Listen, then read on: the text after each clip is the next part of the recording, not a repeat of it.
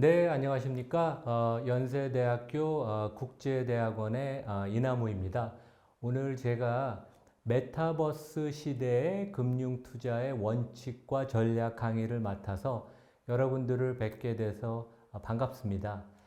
제가 오늘 말씀드릴 내용은 한 25분 정도 생각을 하고 있는데, 먼저 첫 번째 간단한 저의 소개, 저를 뭐 대부분 모르실 테니까 저의 간단한 소개 경력을 말씀을 드리고 본론은 메타버스 시대든 20세기든 우리가 자본시장에서 그 원칙, 기본은 거의 변함이 없습니다. 그래서 제가 최근 사례를 중심으로 주가를 결정하는 5가지 요소에 관해서 설명을 드리고 마지막으로는 이제 간단한 당부의 말씀 같은 얘기를 제가 드리면서 제 강연을 마치겠습니다. 저는 이제 연세대학교 부임한 지 한 5년쯤 됐고요.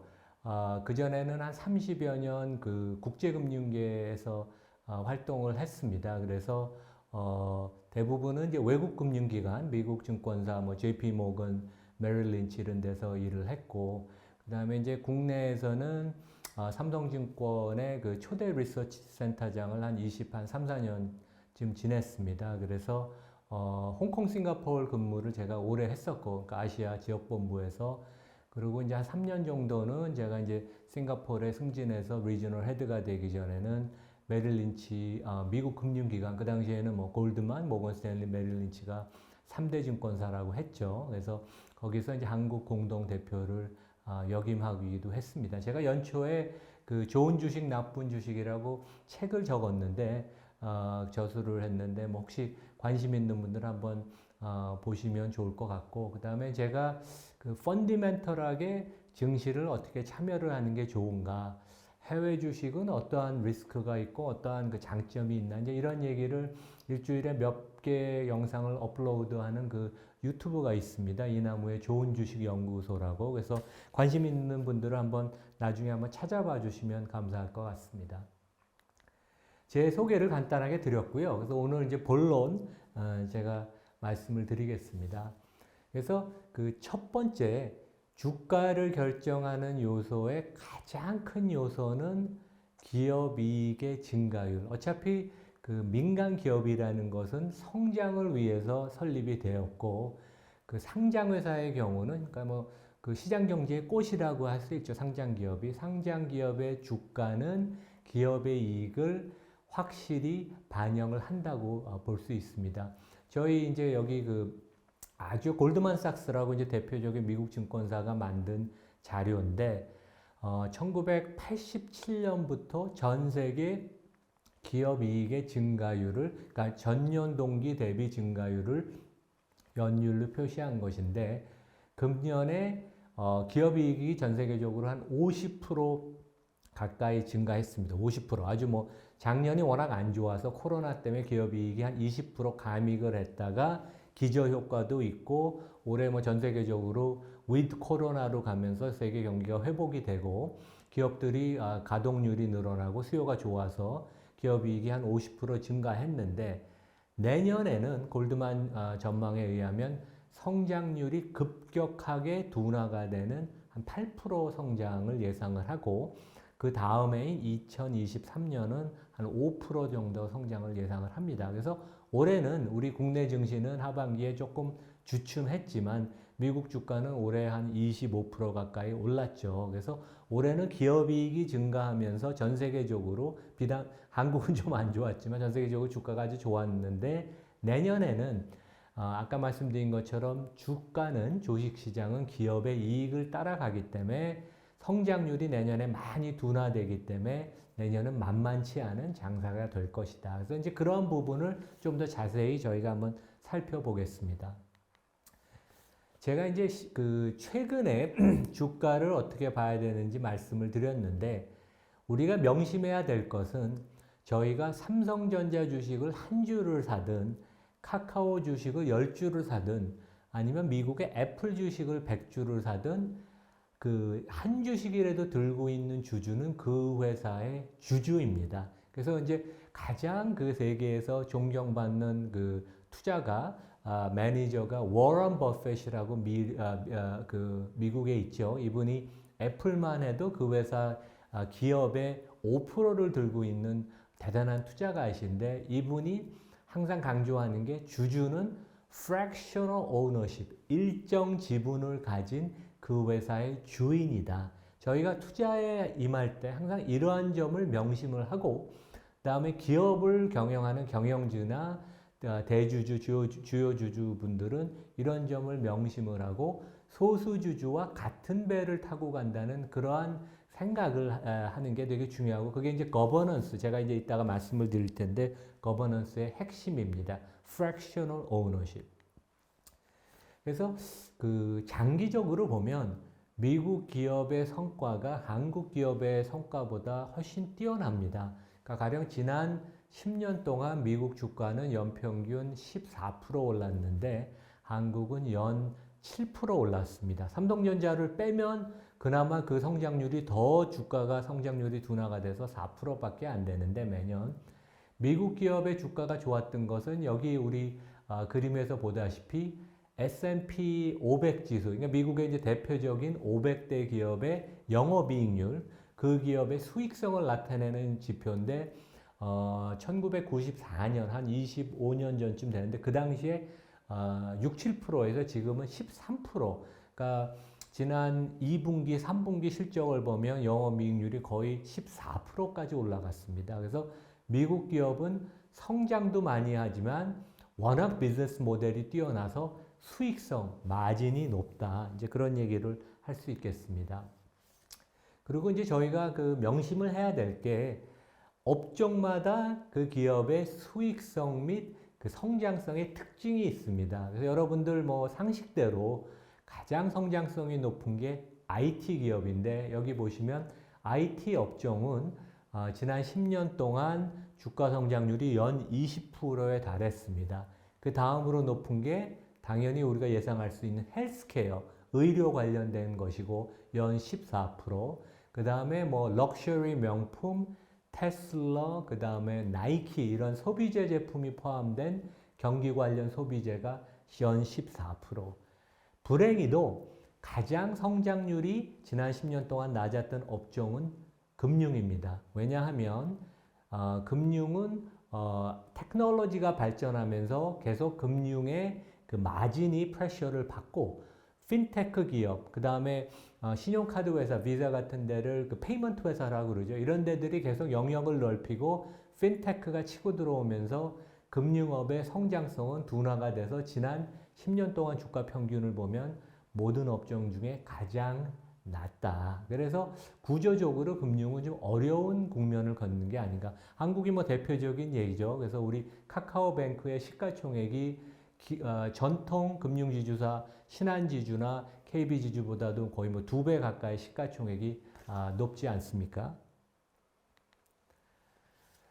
우리가 그 요즘 가장 잘 나가는 회사들, IT, 그러니까 심지어 이제 메타버스를 하는 기업까지 포함해서 IT를 중심으로 제일 잘 나가는 기업들은 거의 모두 예외 없이 구독경제 모델을 채택하고 있습니다. 근데 구독경제 모델은 실제 과거에도 있었어요. 그러니까 제가 70년대에 그 은평구의 그 가련동이라는 데 살았는데 저희 아버님께서 그 당시에 조선일보, 동아일보를 구독을 하셨고 서울우유가 저희 집에 배달이 왔습니다. 그거는 되게 이제 원초적인 디지털 커넥티비티가 없는 구독경제 개념이지만 최근에는 가입자와 지속적인 그 커넥션을 갖고 피드백을 받아서 새로운 그 서비스를 제품을 주는 그런 그 커스터마이즈된 디지털 구독 경제가 아주 활성화되어 있는데 구경제 회사들도 코스트코 같은 대량의 그 물건을 아주 저렴한 좋은 물건을 파는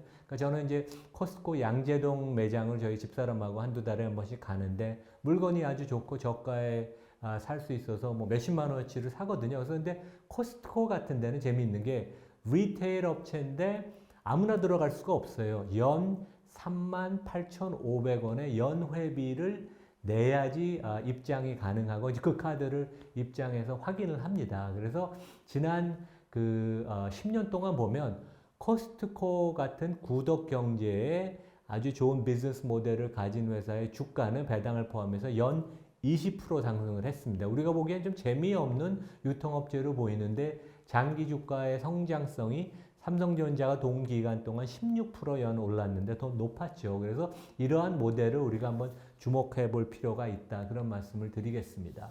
그래서 코스트코는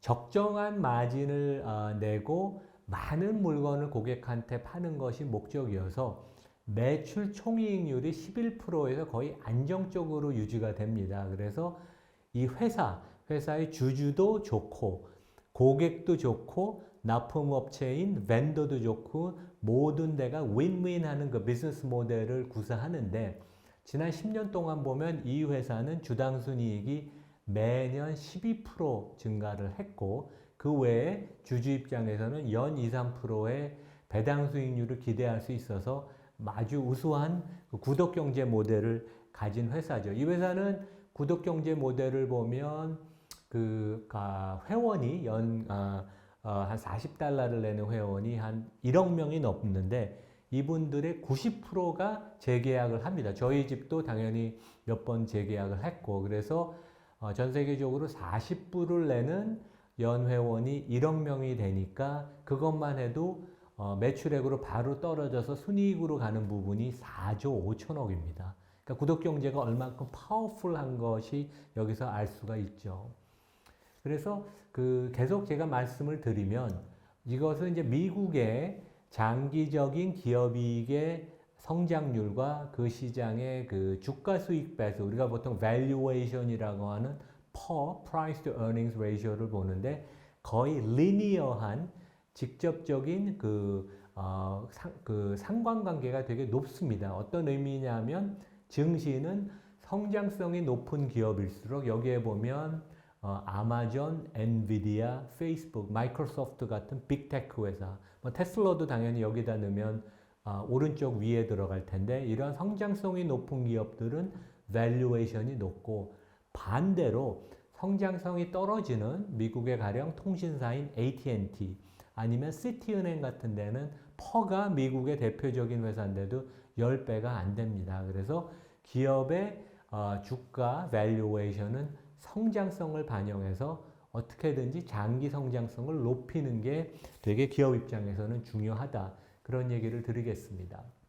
빅테크를 제가 다 말씀을 드릴 수는 없고 가장 대표적인 아마존을 보면 이 회사는 지난 10년 동안 여러 지표가 한 30% 성장을 했습니다. 그래서 가장 큰 이유는 이 회사는 비즈니스 모델이 워낙 뛰어나서 확장성이 높습니다. 그러니까 기존 비즈니스를 계속 늘려갈 수도 있고 그 비즈니스를 발판으로 전자상거래건 클라우드를 발판으로 헬스케어, 금융, 럭셔리 여러 분야를 물론 여러 가지 리스크가 있지만 진출을 할 수 있어서 확장성이 높다. 그러니까 비즈니스를 갖다 붙일 수 있는 게 상장 기업의 주식의 가장 매력이죠. 이것은 채권이나 부동산이나 아니면 다른 자산이 해주지 못하는 그러한 확장성을 주식 기업들은 준다고 할 수 있겠습니다. 여기 보시면 아마존의 지난 10년 동안 매출액, 영업이익, 캐시플로우, 주당순이익은 거의 연 30% 증가를 했고 대단한 성장성이죠. 그 다음에 주가는 지난 10년 동안 같은 기간 동안 연 34%를 증가해서 매우 높은 성장을 그동안 해왔고 앞으로도 뛰어난 비즈니스 모델에 의해서 그런 성장성은 유지가 될 것이라고 보고 있습니다. 구독경제를 제가 조금 더 부연 설명을 드리면 대단한 개념은 아니에요. 저희가 상식적으로 알고 있는데 디지털 환경에서 어떻게 이걸 접목시키느냐가 제일 중요한데 물건을 소유한다는 개념이 아니라 그 물건이나 서비스를 사용할 수 있는 권리를 확보해서 1년에 한 번 아니면 매월 그 fee를 지불한다는 개념인데 금융시장, 자본시장에서 왜 구독경제를 채택하는 기업을 주목하냐면 대부분 이런 기업들은 성장성이 높고 주가가 프리미엄에 거래가 됩니다. 가장 큰 이유는 고객과 구독경제가 모델이 성립이 된다면 끈끈한, 스티키한 릴레이션십이 있다는 것이고, 증시가 왜 이런 기업들을 좋아하냐면 시장은 불확실성을 싫어합니다.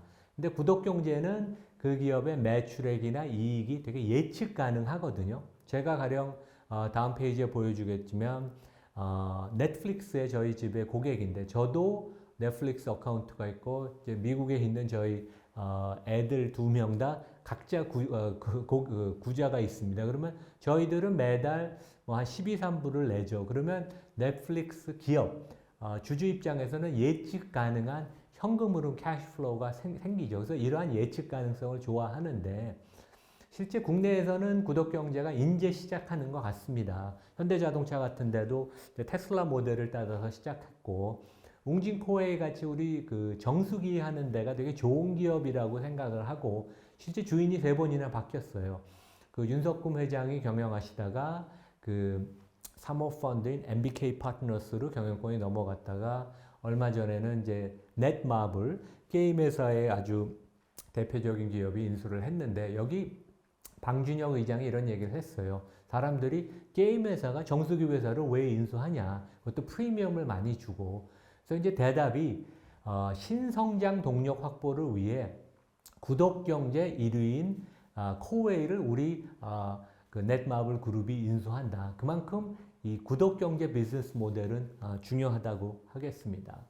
그래서 이제 제가 어떤 서비스를 구독경제를 사용할지 좀 궁금하실 것 같아서 제가 여기 한번 리스트업을 해봤는데, 저는 한 뭐 20~30개 쓰는 것 같아요. 그리고 실제 이것을 다 월 지출을 더해보면 한 수십만 원 되더라고요. 그래서 저는 어느 정도 이미 디지털 구독경제를 많이 쓰는 그런 그 개인이라고 이제 할 수 있는데, 가령 유튜브는 뭐 월간 활성 고객이 2억 명이 넘습니다. 저도 개인적으로 여기 보면 이제 이나무의 좋은 주식 연구소라는 유튜브를 운영을 하고 있고, 넷플릭스는 월 13,500원. 최근에 이제 그 월 수수료를 한 12%, 17% 올렸다고 국내에서 언론의 비판을 받았지만, 그만큼 비즈니스 모델이 좋고 구독자 입장에서는 디즈니 플러스가 다른 선택의 대안이 되지 못한다는 얘기거든요. 여기에 구독자가 2억 1천만 명이 있습니다. 저는 신문을 5개 봐요. 국내 신문 2개랑 해외 신문 3개를 봅니다. 그 다음에 금융 전문가니까 블룸버그를 구독을 하고, 그 다음에 마이크로소프트 365를 구독을 해서 월 피를 내고, 신용카드 몇 개 쓰고 비자, 마스터, 아멕스 다 구독을 하죠. 그 다음에 아마존 프라임도 제가 구독을 합니다. 여기 아마존 프라임만 고객만 해도 전 세계적으로 2억 명이 넘습니다. 저희 연세대학은 아직까지 줌으로 저희가 강의를 하고 있고, 저는 쿠팡을 많이 쓰진 않지만 가끔가다 필요해서 로켓 와우를 월 2,900원을 내고 서비스를 하고 있고, 스타벅스 앱도 구독경제 개념입니다. 저는 거기다가 몇만 원 지금 저금도 해놨고, 커스트코를 구독경제를 하고, 미국 가면 우버 자동차를 부르고, 그러니까 구독경제가 저희 생활에서 가장 중요하고, 그 아주 뛰어난 기업, 고객한테 그 뭔가 확실한 가치 제안을 하는 회사만 구독경제로 할 수 있는다. 그래서 이 점을 21세기의 가장 중요한 비즈니스 모델 개념이 아닌가 그렇게 생각을 합니다. 저희가 기업이 성장을 할 때 항상 경영자건 대주주건 우리가 어떻게 우리 주주한테 리턴을, 왜냐면 회사한테 자본을 공유했다는 말은 주주는 그거에 대한 대가를 기대한다는 얘기죠. 그래서 크게 5가지 방법으로 주주한테 돈을 돌려줄 수 있습니다. 단기적으로는 배당을 주는 방법이 있고, 이익에서 나눠주는 거죠. 그 다음에 이익에서 배당을 하지 않고 자사주 매입을 하고, 매입한 걸 소각, 매입을 안 하면 소각은 이제 헛것입니다. 그건 단기적인 방법이고, 장기적인 관점에서는 기업이 성장을 해서, 상장 기업은 주가 상승을 통해서 주주한테 환원을 하는데, 그 방법으로는 기존 방식으로 증설을 하는 설비 투자, CapEx라고 그러죠. 영어로 Capital Expenditure.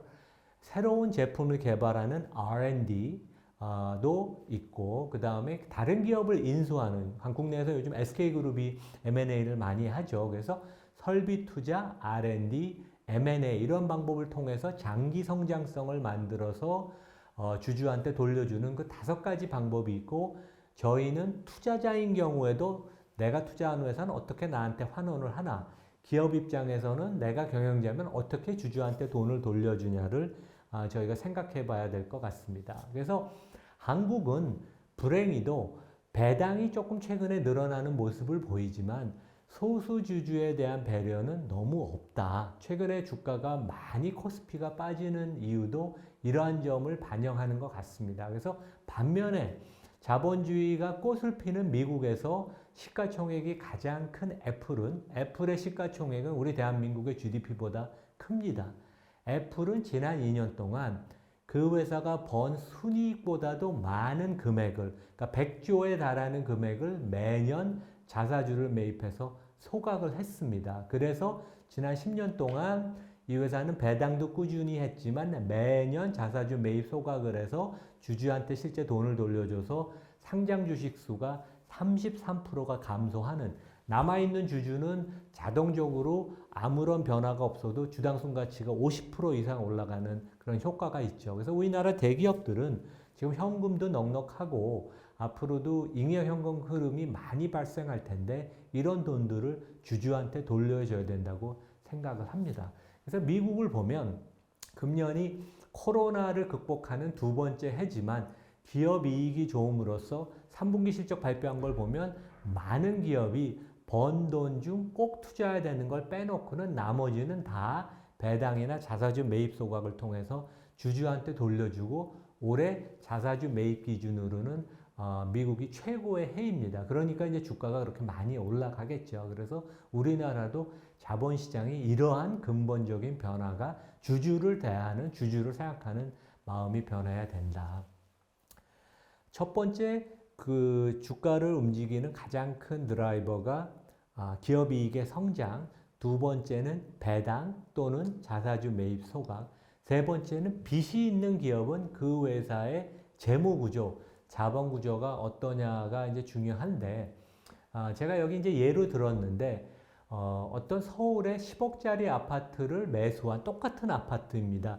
김 씨, 이 씨, 박 씨의 경우인데, 김 씨는 좀 현금이 여유해서 10억 아파트를 다 자기 돈으로 사고, 이 씨는 5억만 자기 돈을 내고 5억은 은행에서 빌렸어요. 모기지로. 그러니까 50% 레버리지를 한 거죠.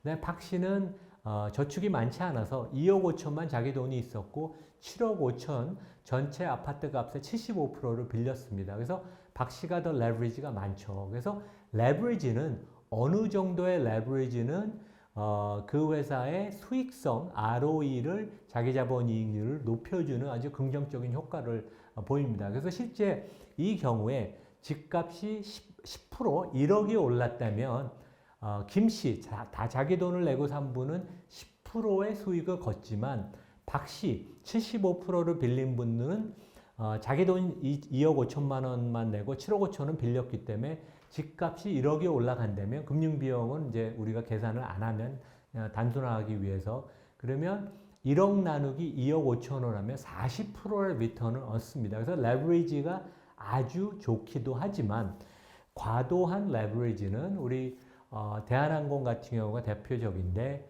빚이 자기 회사의 자기 자본보다도 많고 자기보다 재무 구조가 더 안 좋은 아시아나를 인수한 대한항공 같은 데는 빚이 그 회사의 운명을 결정할 그 정도입니다. 그래서 빚이 많은 기업은 특히 경기에 민감한 자동차, 반도체, 항공, 해운 이런 데들은 절대 빚을 지면 안 되는데 우리나라 기업은 그것에 대한 개념이 없고 실제 한진해운, 뭐 대한항공이나 뭐 아시아나는 이제 거의 망했다가 대한항공이 인수를 했죠. 이런 기업은 빚을 지면 안 되는데 과도한 채무를 져서 이런 경우에 처했다. 그래서 재무 구조가 불량한 기업은 경영자도 반성을 해야 되고 투자가들도 상당히 조심을 해야 된다고 말씀을 드리겠습니다. 그래서 빚이 있는 기업은 재무 구조를 꼭 봐야 된다.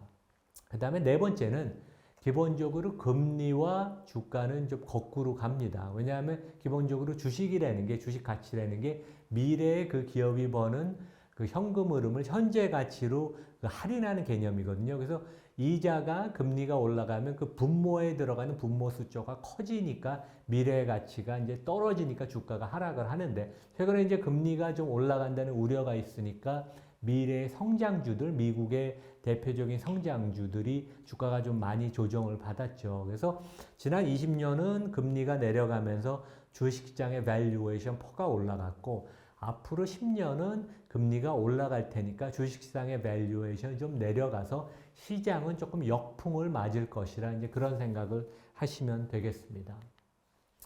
마지막으로 저희가 기업이익의 성장성, 배당, 자사주 매입 소각, 그 다음에 재무구조, 그 다음에 금리, 그 다음에 마지막으로 다섯 번째로 가장 중요한 요소는 기업의 거버넌스입니다. 거버넌스는 이제 한국적인 표현으로는 지배구조인데 지배구조란 말은 약간 가불의 관계, 종속의 관계를 의미하기 때문에 저희는 거버넌스라는 말을 쓰는데 거버넌스라는 것은 회사의 대주주, 경영진, 여러 이해관계자가 같이 노력을 해서 장기적인 이익 발전을 위해서 투명하게 같이 일을 하고 그 사이의 관계를 얘기하는 것이거든요.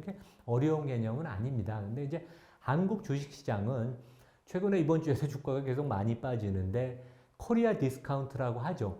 한국 시장이 대만이나 미국이나 중국보다 할인되고 삼성전자가 애플이나 대만의 TSMC보다 할인되는 게 코리아 디스카운트인데 그러니까 자기 실력만큼 인정을 못 받는데 가장 큰 이유 두 가지는 지배구조, 거버넌스가 취약하다. 대주주 중심으로 경영을 하니까 소수주주의 권리가 침해되고 보호를 못 받는다는 문제가 있고 두 번째는 전 세계에서 대한민국 경제 및 산업 구조는 가장 시클리컬, 경기에 민감한 구조입니다.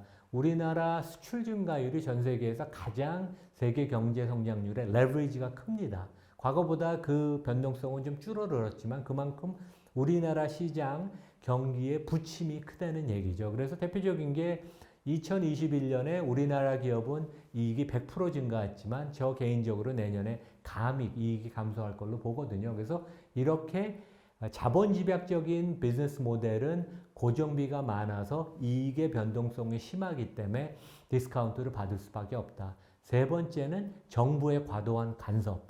멀쩡한 한국전력이라는 기업이 다 망가졌고 왜냐하면 탈원전이라는 그런 정책을 수단하다 보니까 하나의 그 대표적인 기업이 망가졌고 우리나라의 금융은 관치에 시달리고 있습니다. 그래서 한국의 금융지주사의 밸류에이션이 중국 공산당이 소유하는 중국 4대 은행 밸류에이션보다 낮습니다. 말이 안 되죠. 가장 큰 이유는 관치인데 그러한 부분도 디스카운트 요인이고 마지막으로는 대한민국이 불행히도 자연 인구가 우리 감소하기 시작했습니다. 그래서 내수의 성장성이 상당히 우려가 된다. 이러한 네 가지 점이 복합적으로 결합이 돼서 코리아 디스카운트인데 이 점은 정부도 진짜 명심을 해서 노력을 해야 될 거고 우리 모든 국민이 그다음에 정책 당국자, 기업들이 같이 노력을 해서 해소를 해야 되는 아주 중요한 요소라고 생각을 합니다. 그래서 제가 5가지 이제 기업 주가 자본시장의 가장 중요한 그 요소를 제가 말씀을 드렸고 마지막으로 이게 마지막 페이지인데요.